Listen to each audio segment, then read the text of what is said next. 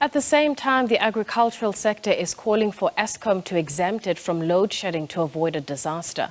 Agricultural union Agri Northern Cape has warned that if load shedding persists, whole crops will fail, and that could lead to food shortages and higher prices.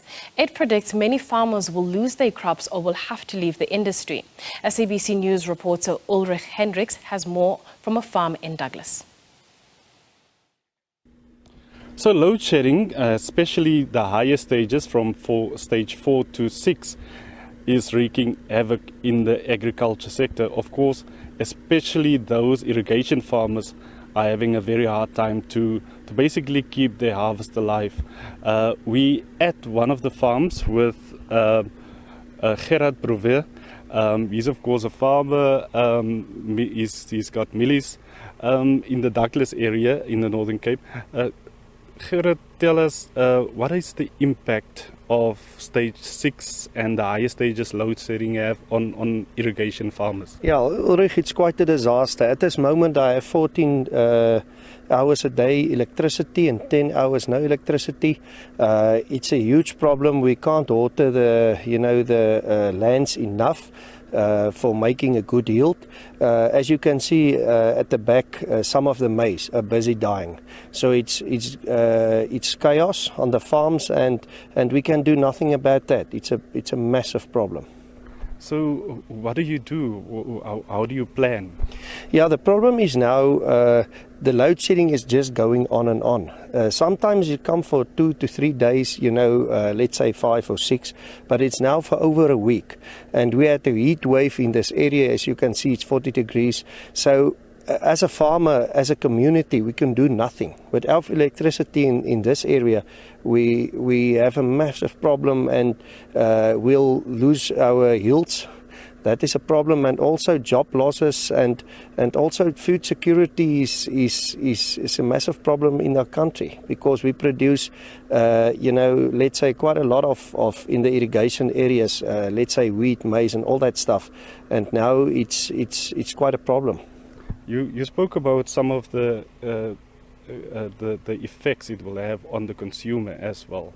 Tell us about that. If a couple of farmers, potato, beans, etc., if those crops fail, what will be the impact on us as consumers? Yeah, Ulrich, you won't see it now. In 3 to 6 months, you'll get scared when you buy some, maize products, wheat products, and also some potatoes. Because if there's a shortage on the market, it's you'll pay much more. And at this moment, it's not only maize which is busy dying. Potatoes is dying. I've heard some of the farmers, let's say they have a full pivot of potatoes. They stop watering half of that, and only to save the other half. Otherwise, they'll lose their whole crop production for the 6 months. And the input costs on this yields was very high because of the war in Ukraine and Russia. So if you can't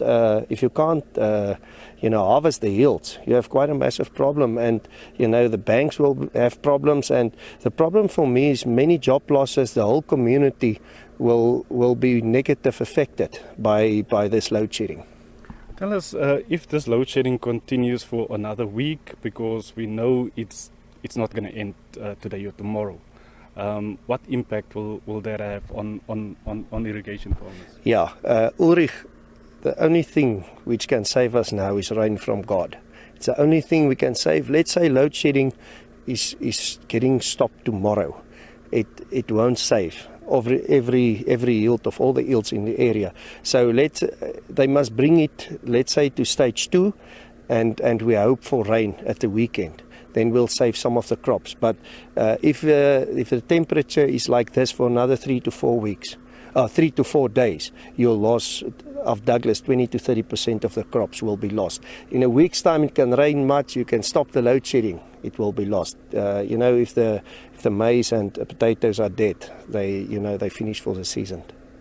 Tell us, is solar or renewable energy, is that an option for you or other farmers in this area?